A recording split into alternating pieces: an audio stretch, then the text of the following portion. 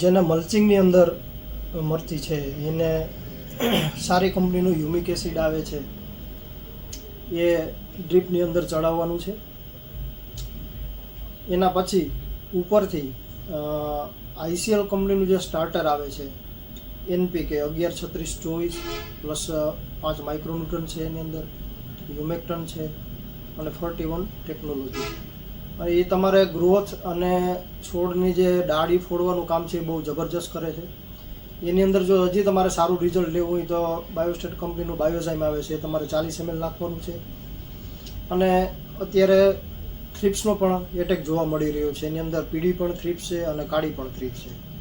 તો એના માટે તમારે સારી કંપનીનું થ્રિપ્સ માટેનું છે કે કોર્ટેવાનું ડેલિગેટ છે, BSFનો એક્સપોનસ છે, ઇન્સેક્ટિસાઇડનું સિનવા છે, આ બધી જે દવાઓ છે એનો તમારે ઉપયોગ કરવો.